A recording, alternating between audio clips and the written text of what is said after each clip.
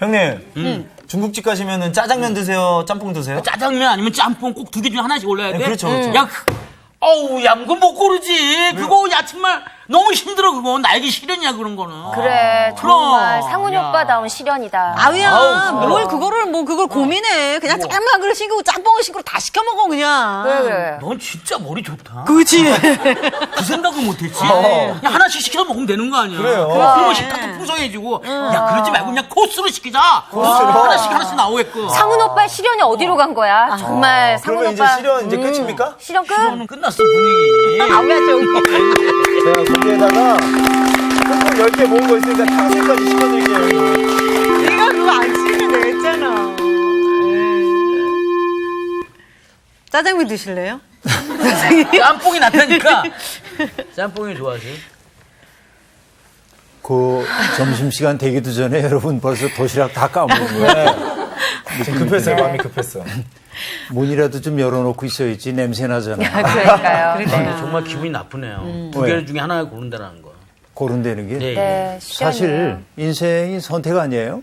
맞아요. 그렇죠. 갈림길 앞에 서는 거고 선택한다는 건 언제나 어렵죠. 네. 왜냐하면 하나를 선택한다는 건 나머지를 버려야 한다는 뜻이니까. 네. 음식 고르는 시련 정도는 애교죠. 그죠? 애교라뇨. 애교가 아니지. 네, 상훈 정말 힘든 오빠한테는. 겁니다. 상우 씨한테 정말 힘든 일이죠. 예, 예. 예, 그래서 나 같은 경우에 그냥 주는 대로 먹어요. 그게 속편하죠. 그런 거 있었네. 근데 인생에 있어서 정말 시련, 나 스스로가 견뎌내기 어려운 시련을 만날 때 여러분 어떻게 해요? 그냥 엉엉 울어요. 아, 그것도 아주 좋은 방법이죠. 한 번. 예, 한 번은 울어요. 어떤 분은 그 주님께 물어보던데. 아, 믿음 이렇게 좋게. 물어보던데. 네, 믿음 좋게. 그런데 많은 사람들이 시련을 겪을 때 그 시련이 지나가기를 그렇죠. 바라죠. 빨리 지나갔으면 좋겠다. 왜냐하면 우리가 인생의 좋은 것과 나쁜 것을 분간해 놓고 살기 때문에 이건 나쁜 거 네. 빨리 지나가야 돼. 그래서 그러죠. 내가 바란다고 시련이 빨리 지나가지도 않죠. 그러면 시련을 아름답게 살아내는 방법은 뭐냐면 이 시련이 내게 가져온 복이 뭘까 네. 한번 좀 생각하는 거예요. 자, 이거는요, 주의해야 될 게 뭐냐면 모든 시련은 복을 가져다 주기 위한 장치야 이렇게 얘기하면 안 돼. 네. 고통 겪고 있는 사람들에게. 그런 분도 꼭 있어요. 있죠. 그렇게 말씀하시는 분. 그러니까 고통이라고 하는 건 누구도 원하지 않아요. 네. 시련이 왔어요. 그런데 시련을 나쁜 것으로만 생각하고 빨리 보내버리고 나면 네. 시련을 통해서 내가 얻을 수 있는 것 얻지 못하는 거잖아요. 그러니까 야곱이 야복강에서 하나님의 사자와 씨름을 하지요. 네. 그러다가 새벽이 밝아오니까 나 가야 된다고 그러는데 야곱이 딱 붙잡고 뭐라고 얘기하냐면 나를 축복하기 전에는 보내드릴 수 없습니다. 네. 시련 속에서 다리가 골절되는 시련 속에서도 이게 중요해요. 맞아요. 인생에서 실패의 경험, 고통의 경험이 내게 찾아온다 해도 네. 그 고통을 통해서 내가 어떤 존재가 되어야 하는지. 그렇죠? 그러니까 나의 삶에 불편을 가져왔어요. 시련이. 고통을 가져왔어요. 그러나 나의 존재를 더 깊어지게 만들 수 있는 기회로 삼는다면 시련이 마이너스만으로 작동하지는 않는다. 네. 근데 그러기 위해서는 뭐냐면 우리가 내적 힘이 우리 속에 있어야 돼요. 네. 시련을 객관적으로 바라볼 수 있는 내적 힘이 있어야 되죠. 자, 그러면 시련을 겪은 사람들이 어떻게 시련에서 벗어났는지에 대한 이야기를 오늘 한번 얘기해 보죠. 네. 오늘 수업 시편 34강 불과 물을 거쳐 시편 66편입니다. 네. 상훈 씨부터 낭독을 좀 할까요? 나눠서. 네. 네. 온 땅이여 하나님께 즐거운 소리를 내지어다. 그의 이름의 영광을 찬양하고 영화롭게 찬송할지어다. 하나님께 아뢰기를 주의 일이 어찌 그리 어미하신지요. 주의 큰 권능으로 말미암아 주의 원수가 주께 복종할 것이며 온 땅이 주께 경배하고 주를 노래하며 주의 이름을 노래하리이다 할지어다. 셀라. 와서 하나님께서 행하신 것을 보라. 사람의 아들들에게 행하심이 어미하시도다. 하나님이 바다를 변하여 육지가 되게 하셨으므로 우리가 걸어서 강을 건너고 우리가 거기서 주로 말미암아 기뻐하였도다. 그가 그의 능력으로 영원히 다스리시며 그의 눈으로 나라들을 살피시나니 거역하는 자들은 교만하지 말지어다. 셀라. 만민들아 우리 하나님을 송축하며 그의 찬양 소리를 들리게 할지어다. 그는 우리 영혼을 살려두시고 우리의 실족함을 허락하지 아니하시는 주시로다. 하나님이여 주께서 우리를 시험하시되 우리를 단련하시기를 은을 단련함 같이 하셨으며 우리를 끌어 그물에 걸리게 하시며 어려운 짐을 우리 허리에 메어 두셨으며 사람들이 우리 머리를 타고 가게 하셨나이다. 우리가 불과 물을 통과하였더니 주께서 우리를 끌어내사 풍부한 곳에 들이셨나이다. 내가 번제물을 가지고 주의 집에 들어가서 나의 서원을 주께 갚으리니 이는 내 입술이 낸 것이요 내 환난 때에 내 입이 말한 것이니이다. 내가 수량의 향기와 함께 살찐 것으로 주께 번제를 드리며 수소와 염소를 드리리이다. 셀라. 하나님을 두려워하는 너희들아 다 와서 들으라. 하나님이 나의 영혼을 위하여 행하신 일을 내가 선포하리로다.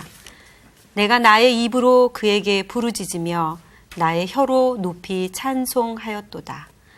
내가 나의 마음에 죄악을 품었더라면 주께서 듣지 아니하시리라. 그러나 하나님이 실로 들으셨으며 내 기도 소리에 귀를 기울이셨도다. 하나님을 찬송하리로다. 그가 내 기도를 물리치지 아니하시고 그의 인자하심을 내게서 거두지도 아니하셨도다. 네, 고맙습니다. 이 시는 찬양의 노래와 감사의 노래가 적절히 섞여 있습니다. 네. 1절부터 12절까지는 하나님의 은혜에 대한 찬양이 나오고 13절부터 20절까지는 그 하나님에 대한 감사의 노래, 특별히 곤경에서부터 벗어난 자가 하나님께 드리는 감사의 노래로 구성되어 있습니다. 네. 그러니까 성격으로 보면 찬양시이기도 하고 감사시이기도 하고 이 두 가지가 혼재되어 있다 이렇게 볼 수 있어요. 자, 그런데 우선 1절을 보면 여러분 온 땅이여 하나님께 즐거운 소리를 낼지어다 하고 말하고 있죠. 네. 온 땅을 하나님 찬양하는 자리에 초청을 지금 하고 있습니다. 그렇죠? 온 땅이면 여러분 어디가 온 땅이에요? 땅끝만. 저희가 밟고 있는 모든 땅끝까지. 사람들 사는 모든 곳. 네. 온 땅을 찬양으로 부르고 있는데 여기에서 중요한 게 뭐냐면 온 땅에 대한 얘기는 잠시 후에 내가 하겠고 네. 뭐라고 얘기합니까?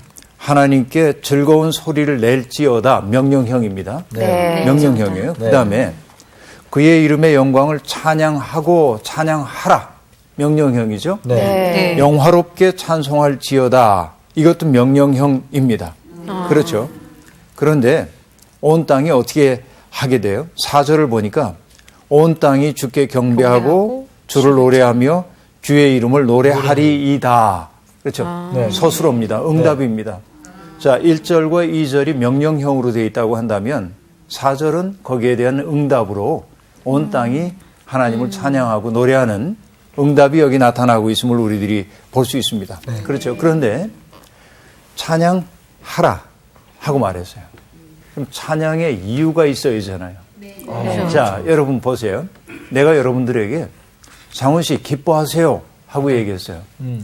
그럼 상훈 씨는 생각하죠. 내가 뭘 기뻐해야 되지? 그렇죠? 네.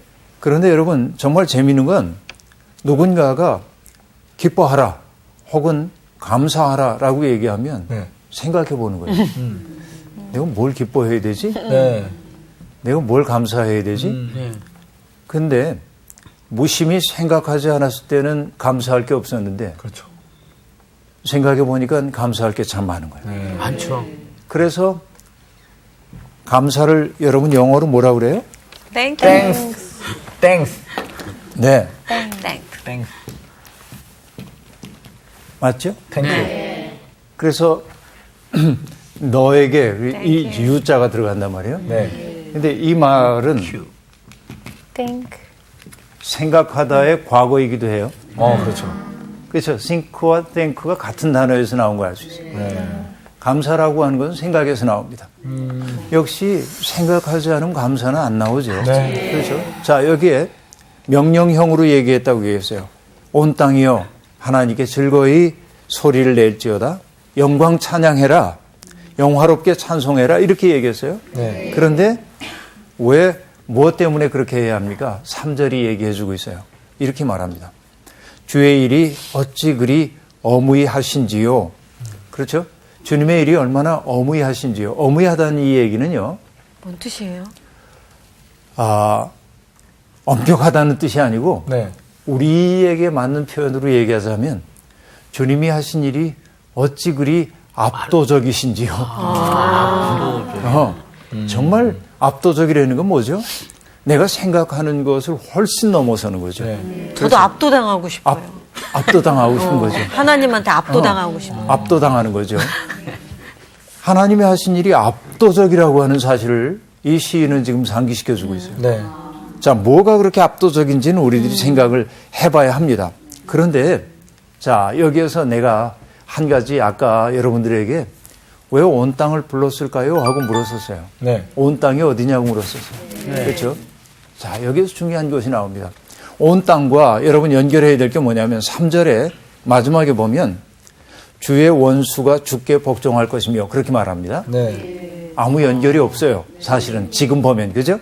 자, 보세요. 온 땅이 있고요. 네. 그 다음에 주의 원수가 나옵니다. 그렇죠? 네. 자, 그런데 이것은요, 오늘 우리가 보기에는 아무것도 아닌 얘기처럼 보이지만 이 시편이 쓰여졌던 그 당시의 상황 속에서는 의미 있는 표현들입니다. 네. 왜? 여러분, 그동안 나하고 성경 공부하면서 여러분께 얘기를 해왔지만 우리 야훼 하나님이 아닌 다른 신들, 네. 세상에 많은 신들, 사람들이 신이라고 믿었던 그 신들은 네. 대개 어떤 신들이냐면 장소 신들입니다. 어떤 특정한 장소와 관련이 돼요. 네. 장소신이라고 얘기하지만 공간이에요. 공간이 중요해요. 네. 어떤 공간? 신들의 공간이 따로 있어요. 물을 다스리는 신, 물에 있겠죠. 바다, 그렇죠? 산 등등. 우리나라에도 옛날 신들이 많잖아요. 네. 터주 대감이라고 하는 거. 그렇죠. 터주 대감도 있다고 얘기했고 부엌신도 부엌신, 조왕신이라고 조왕신, 얘기하죠. 예. 조왕신도 있고 여러 신들이 있어요. 다 장소와 관련이 됩니다. 그러니까 신들은 특정한 자기 장소를 가지고 있어요. 그렇죠? 네. 그러니까 온 세상은 신들의 세계입니다. 온 세상은. 다시 얘기해서 온 땅은 그 많은 신들의 세계예요. 신들의 세계.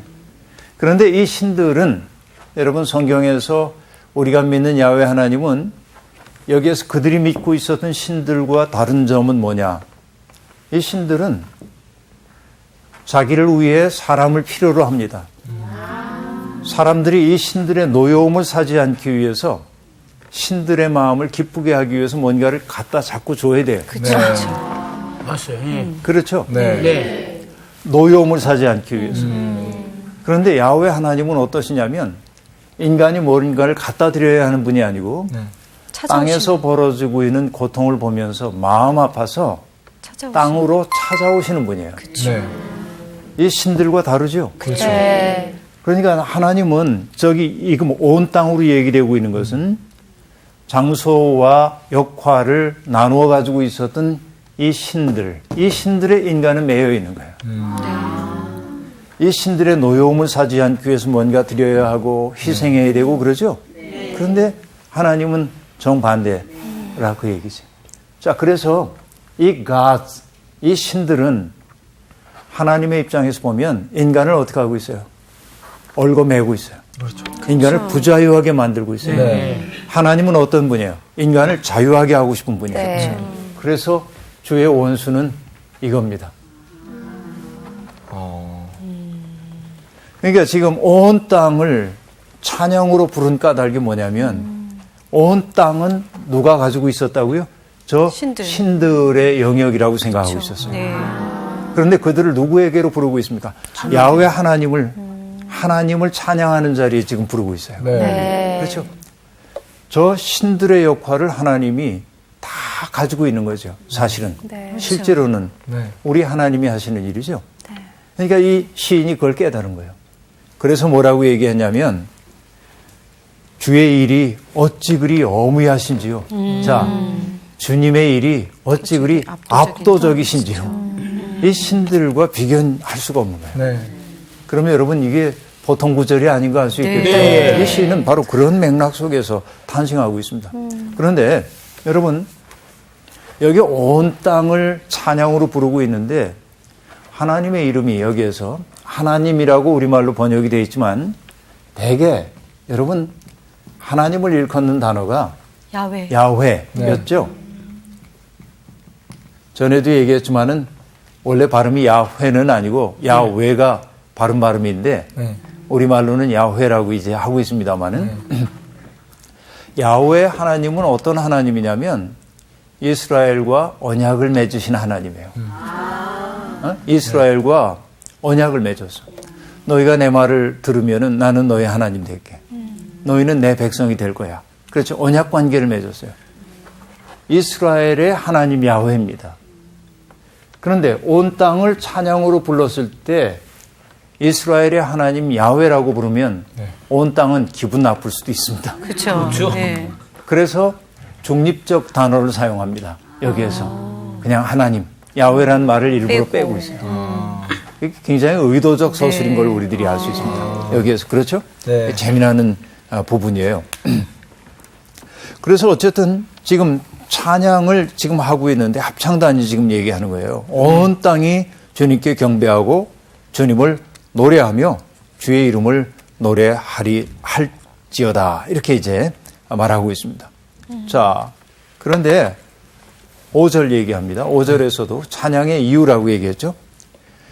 와서 하나님께서 행하신 것을 보라 하고 말합니다. 네. 여러분 와서 보라입니다.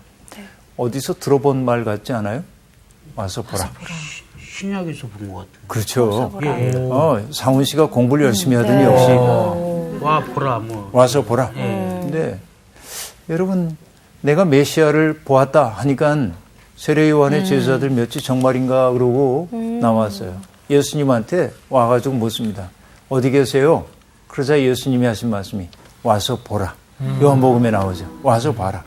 자, 이것은 참 중요합니다. Come and see. 봐라. 여러분 본다고 하는 것은요. 백문이 불여일견이라는 말도 있습니다만 안다. 시각적인 것처럼 인간을 속이기도 쉽지만 또 분명한 판단을 하도록 하는 것도 없죠.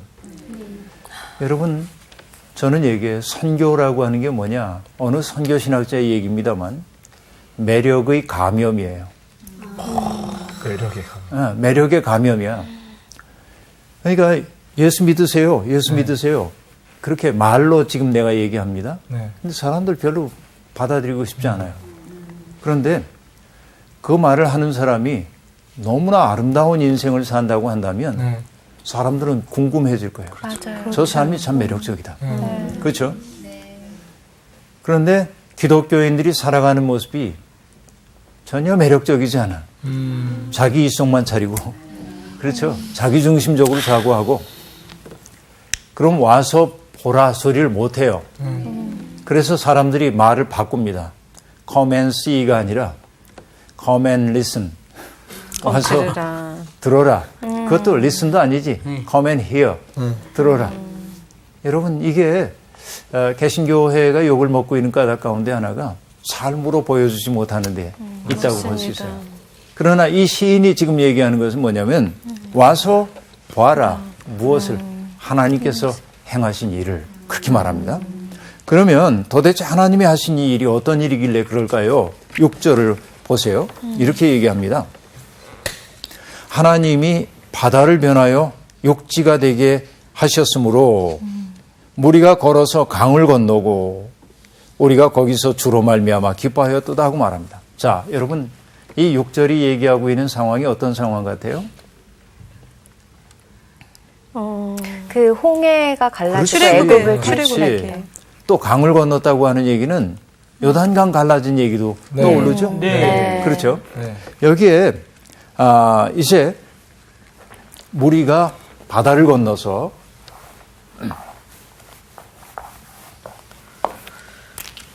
바다가 뭐가 됐어요? 거기 뭐라고 얘기했어요? 육지. 육지. 육지. 강도 길이 되는 거죠. 건너서, 네. 이게 이제 우리에게 출애굽 사건을 연상시킨다고 이제 여러분이 얘기를 했습니다. 네. 갈대바다, 홍해바다가 갈라진 이야기를 우리들이 알고 있으니까 네. 여러분 기억나세요?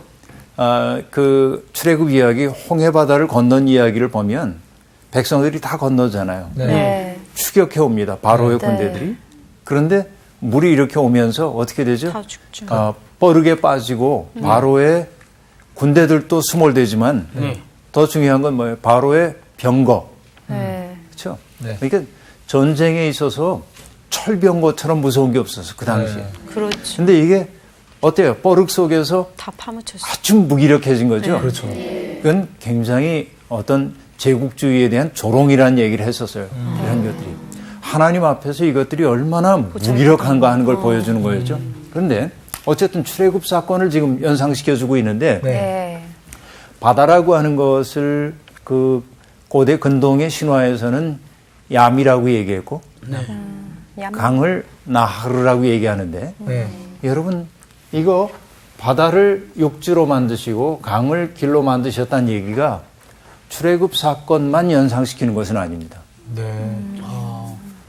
여러분 이스라엘 사람들이 가나안 땅에 들어갔을 때 가나안 사람들이 가지고 있었던 토착 종교가 있었어요. 어떤 신들을 주로 섬겼죠? 그들이 바알자인데 바알신. 바알신을 섬기잖아요. 네. 네. 바알신. 네. 바알신은 엘신과 더불어서 고대 가나안 지역에서 최고의 신이에요. 최고 높은 신입니다. 근데 이 사람들이 생각하기를 바알신이 뭘 한다고 생각했냐면 폭풍우를 관장하는 신이에요. 비와 이슬을 관장합니다. 또 그래서 비와 이슬을 관장한다는 얘기는 뭐죠? 비가 내리지 않으면은 농산물들이 나올 수가 없죠. 그렇죠. 풍요해. 생산의 신입니다. 네. 그리고 염소나 양떼를 키우는데 이것들이 번식하도록 하는 것이 바알의 능력이라고 봐요. 그러니까 바알은 그 유목민들의 삶 속에 있어서 네. 최고 신으로 그쵸. 숭상을 예. 받고 있었어요. 네. 그런데 이 바알이라고 하는 신이 자기의 권세를 키워가기 위해서 많은 투쟁을 거칩니다. 근데 그 가운데 하나가 뭐냐면은 바다를 관장하고 있던 얌이라고 하는 신과 싸워 이기는 거예요. 강의 신인 나하루와 싸워 이겨요. 자, 여러분 강이 비가 내리지 않아가지고 바짝 마릅니다. 네. 그러면 흉년이 찾아오죠. 네. 그렇죠. 흉년이 찾아와요. 네. 물이 범람하면 어떻게 되죠? 또 곡식이 다- 농작물들 다 휩쓸어 예. 가죠. 그러니까 물을 조정하는 것이 가장 어려운 문제이거든요. 그런데 바알이 이 둘을 극복했다는 거예요. 그렇죠. 그러니까 사람들이 바알을 숭상할 거 아닙니까? 그렇죠? 그런데 지금 지금 시인이 얘기하는 건 뭐냐면 바알이 극복했다고 하는 바다와 강을 사실은 누가 극복한 거예요? 하나님. 우리 하나님이. 바다를 육지로 만드시고, 네. 그렇죠? 강에 길을 내시고, 그래서 사람들을 건너게 하신 분이야. 바알이 아니야. 하나님이야. 그래서 그 얘기를 지금 하고 있는 것이죠. 그래서 여러분 보면은 이 바알 신화 잠깐 얘기를 하면요. 이런 얘기 있어요. 그들은 이 바알은 주인이란 뜻이에요. 땅의 주인이란 뜻인데 그러니까 땅의 소산을 뭐 이제 내고 그러기 때문에 바알 주인이란 뜻인데 네. 이 바알이 얌과도 싸우지만은 모트라고 하는 신하고도 싸우는 거예요. 네. 근데 이 모트가 뭐하냐면 흉작 혹은 흉년 불길한 신이죠. 네. 그들의 신화 속에서. 그래서 뭐냐면 바울이 모트와 싸워서 이기면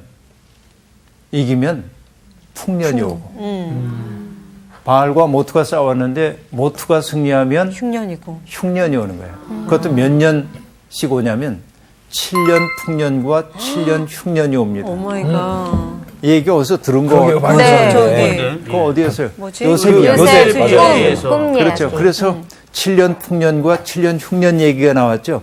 그러니까 고대 가나안의 이런 신화적인 이야기가 요셉 이야기 속에 들어왔구나 하는 걸 우리들이 알 수 있어요. 성경에서 보면 굉장히 흥미로운 대목들이라고 볼 수 있습니다.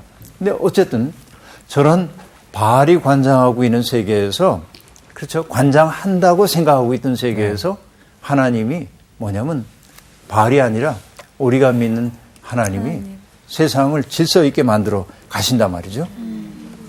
그런데 여기에서 정말 중요한 것은 이 대목입니다. 자, 보면요. 7절. 그가 그의 능력으로 영원히 다스리시며 그의 눈으로 나라들을 살피시나니 거역하는 자들은 교만하지 말지어다 하고 말합니다. 자, 여기에서 정말 중요한 것은 누가 진짜 하나님이냐? 바알이나 땅을 지배한다고 하는 그 신들이 진짜 하나님이냐? 우리가 믿는 하나님이 진짜냐? 이것도 중요하지만 그보다 더 중요한 요소가 있습니다. 결국 이 말은 자, 여러분 정리를 한번 해보십시다. 사회 정치적으로 얘기한다고 한다면 신들이 있고 그렇죠? 소위 신들입니다. 사람들이 신들로 믿고 있는 것들이죠. 자연의 힘들입니다. 그리고 우리가 믿는 하나님이 있습니다. 그렇죠? 금방 얘기했던 이 시를 신학적으로 보자면 신들이 참이냐 하나님이 참이냐 이런 논쟁처럼 보입니다. 그러나 이것을 사회 정치적으로 보자고 한다면 이렇게 얘기할 수 있습니다. 이 신들은 아까도 얘기했지만 사람들을 얽어매서 예속시키는 지배하는 그렇죠? 부자유하게 하는 그런 신들이에요. 그런데 하나님은 어떤 분이셨죠? 자유케 하시고. 출애굽의 하나님. 그러니까 예속이 아니라 끊임없이 사람들을 해방의 길로 인도하시고. 해방. 그렇죠? 지배하고 함부로 지배하는 것이 아니라 백성들에게 동의를 구하시고. 그렇죠? 강요하지 않으시고. 그들을 성숙시키려고 하는 그렇죠? 성숙의 길로 인도하시고. 결국은 사람들을 부자유하게 만드는 분이 아니라 자유하게. 그렇죠? 자유의 길로 인도하시는 하나님이라는 거죠. 그렇죠? 이 둘이 딱 대비되고 있습니다. 그러면 이 사회체제로 보자고 한다면, 사회체제로 본다면, 이것은 뭐냐면 제국입니다. 그렇죠? 모든 제국은 이런 것을 지향합니다. 그렇죠. 그런데 성서는 제국이 아니라 결국 여기에 얘기하고 있는 건 오늘 시편에서 그런 단어가 나오지는 않지만 해방, 성숙, 자유로 이끄는 삶을 예수님은 무슨 말로 요약을 하냐면 하나님 나라. 하나님 나라. 그렇죠? 자, 보니까요. 이게 아주 중요한 걸 알 수 있어요. 많은 사람들이 세상에 소위 신들이라는 것들에 매인 채 살아가고 있습니다. 네. 그렇기 때문에 제국이 가능해집니다. 사람들의 의식을 옥죄고 그렇죠? 오늘도 지금 뭐라고 얘기하냐면 너는 이 정도는 소유해야 인간다운 삶이야. 나 소유하지 못한 것. 그렇죠? 끊임없이 그렇게 얘기해서 우리로 하여금 뭐예요? 부자유하고 예속되게 하고 남에게 지배당하도록 만들고 있죠. 이게 제국의 모습이라고 볼 수 있어요. 그런데 하나님은 우리에게 뭐라고 말하냐면 그것 없이도 사는 방법을 우리에게 가르쳐주기 시작해요. 그래서 여러분 하나님을 믿는 일의 아름다움은 거기에 있다고 난 믿어요. 하나님을 진심으로 믿는 사람들은요. 없이 살 수 있어. 사람들이 끊임없이 우리에게 넌 이게 있어야 돼 라고 얘기하는 거 나는 없어도 되거든. 왜? 내 속이 빈곤하지 않기 때문에. 그렇죠? 정말 인간에게 가장 중요한 것은 아까 얘기했던 저런 거 아니겠어요? 저가치들. 네? 이게 이제 중요하다고 저는 봐요. 자, 예수님도 얘기하고 있습니다. 마태복음 20장에서 얘기하시는데요. 이방의 집권자들은 너희를 임의로 주관해. 힘 있는 사람들이. 제국이죠. 네. 그리고 그 고관들은 너희에게 권세를 부릴 거야. 그런데 너희들은 그러면 안 돼. 예수님이 뭐라고 얘기합니까? 누구든지, 그렇죠? 크고자 하는 자는 섬기는 자가 돼. 네. 그렇게 말합니다. 네. 섬김이 중심이에요. 누구든지 으뜸이 되려고 하는 사람은 모든 사람의 종이 되어야 한다. 그 삶을 얘기해 주고 있어요. 종이 될 때, 누군가를 섬기려고 할 때, 그것은 예속처럼 보여요. 네. 겉으로 보기에는. 네. 그런데 성숙한 내가 힘이 없어서, 내가 부득이해서 굴욕감을 느끼면서 누구를 섬기면 내 속에 상처가 남아요. 맞아요. 근데 정말 기쁜 마음으로 내가 저 사람을 섬기기 시작하면 굴욕감이 아니라 내 속에 기쁨이 와요. 맞아요. 그렇죠? 네. 이게 우리 속에 자유를 가져와요. 맞아요. 이 시인은 지금 그 세계를 우리에게 보여주고 있는 거예요. 그 때문에 8절에 얘기합니다. 만민들아, 우리 하나님을 송축하며 그의 찬양 소리를 들리게 할지어다. 그렇죠? 저 제국적 삶의 방식, 그 속에 매여가지고 노예처럼 살지 말고 우리 하나님, 인간을 자유의 길로 인도하는 그 하나님 앞에 찬양을 바라며 살자. 왜? 그 하나님은 우리 영혼을 살리시는 분. 그렇죠? 우리의 실족함을 허락하지 아니하시는 주님이시다 하고 말합니다. 자, 그러면 여러분, 우리가 하나님을 믿으면은 어떤 시련도 우리에게 오지 않나요? 아니요. 근데 이 얘기 나올 줄 알았어요. 이 말씀 하실 줄 알았어요. 그죠? 네. 하나님 믿어도 시련 오죠? 나오죠. 네. 정직하게 인정해야 합니다. 그럼요. 이것은. 하나님, 여러분, 목사님들이 아프고 그러면 교인들이 상처를 줄 때가 있어요. 목사님에게. 하나님을 믿으시는 목사님이 어떻게 아프실 수가 있습니까?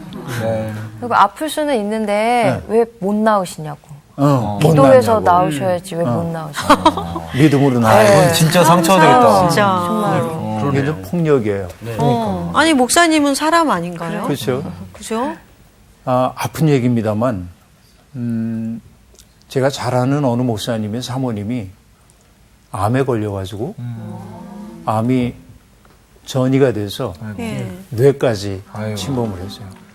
암세포가 뇌를 침범하니까 뇌가 예민하잖아요. 네. 그러니까 이분의 정신이 온전하게 될 수가 없어요. 이상한 소리를 좀 했어요. 그렇죠. 그러면 여러분, 암 때문이잖아요. 교인들이 귀신 들렸다고 아이고. 그러잖아요. 아 진짜. 이거 어마어마한 상처죠.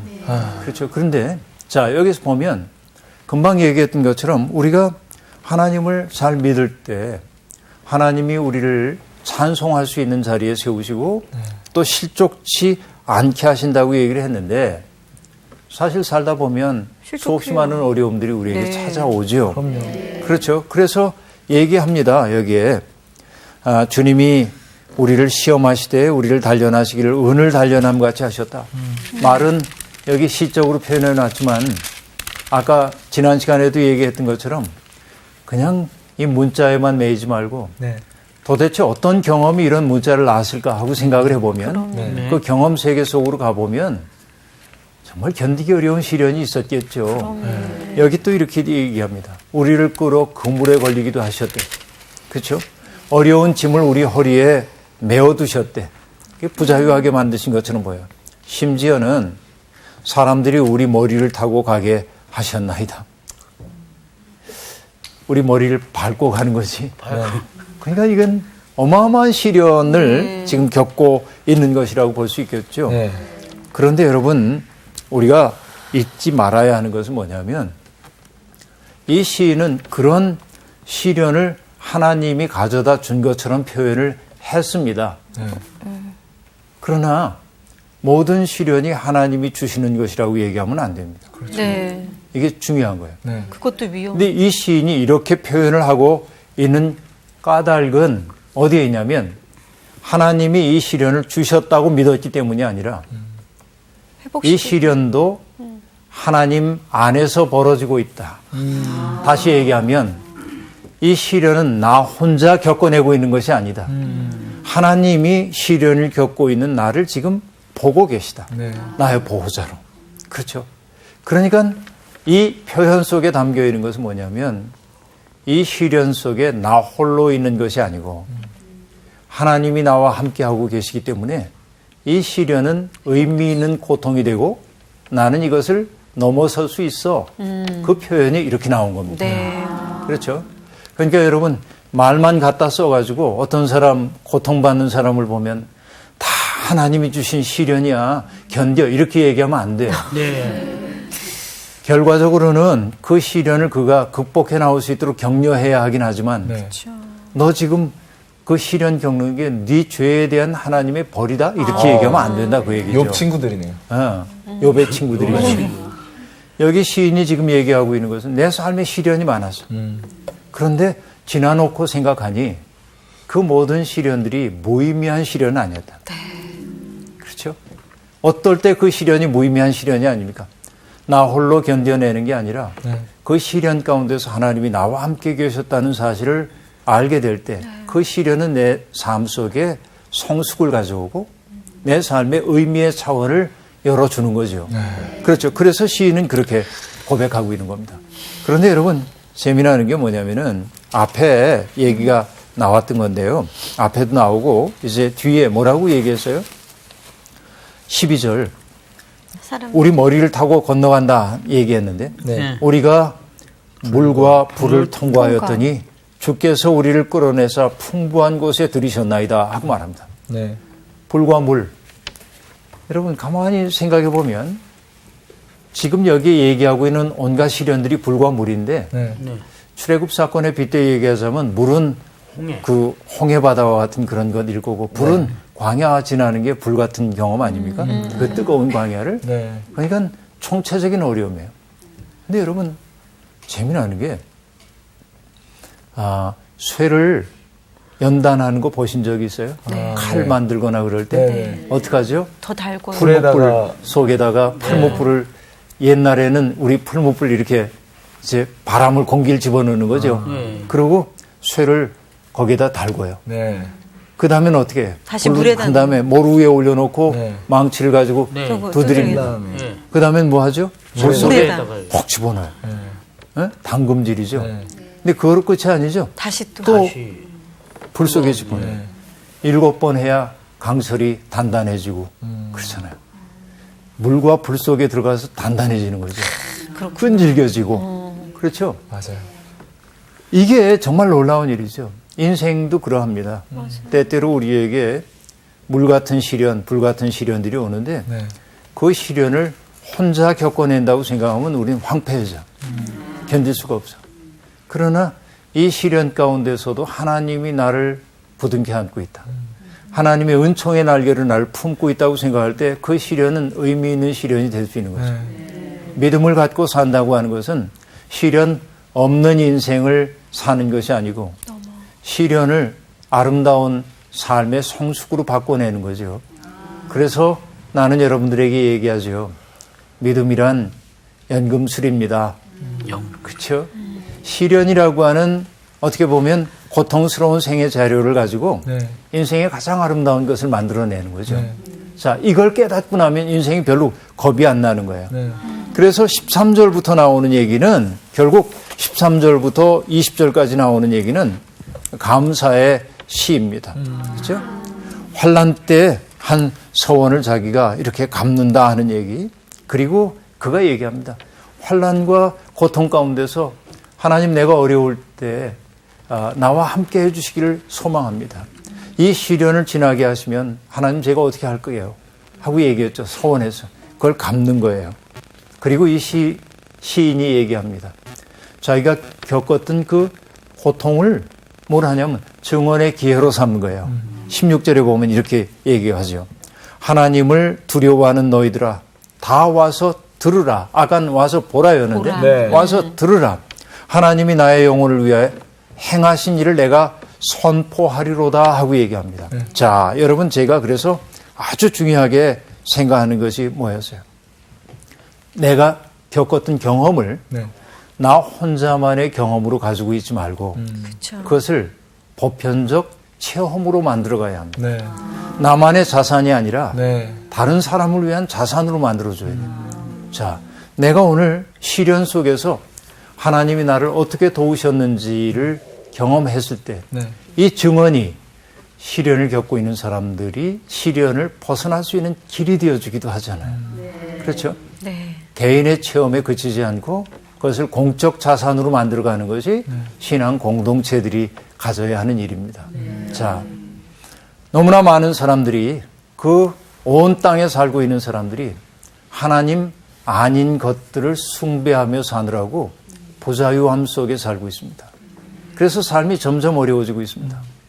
우리가 믿는 하나님은 우리를 그런 예속 상태와 부자유 상태 속에 버려두지 않고 정말 자유인이 되어 살기를 소망하시고 그래서 그 길로 우리를 인도하시는데 하나님은 때때로 우리에게 찾아오는 시련까지도 이용하셔서 네. 우리를 자유의 길로 인도해 주신다. 그것을 경험한 사람들은 자기의 경험으로 간직하고만 있을 것이 아니라 시련 때 도우시는 하나님 네. 그리고 우리를 어떤 경우에도 버리지 않는 인자하신 하나님에 대한 증언의 기회로 삼아야 한다. 이것이 이 시가 우리에게 주는 메시지네요. 네. 여러분 이 시 참 좋죠? 네. 예. 다시 한번 여러분이 묵상해 보길 바랍니다. 오늘 수업 여기서 마치겠습니다. 감사합니다. 와, 진짜 허맨 씨가 가능한 사람이 되고 싶다. 그래서 아, 나는 연금 수리신 몇 번 받았나. 네. 그래서, 물론 이게 되게 위험할 수도 있는데. 몇 번 받았어? 한 2번 정도는 이렇게. 달금질. 네, 달금질한 것 같아요. 네, 그래서 풀무불에. 아직 5번 남았나? 평생 해야 되지 않을까? 아, 그러니까 이제. 나는 많이 해야 될까 봐. 저런 자가진료는 많이. 네. 정성 받으신 것 같아요.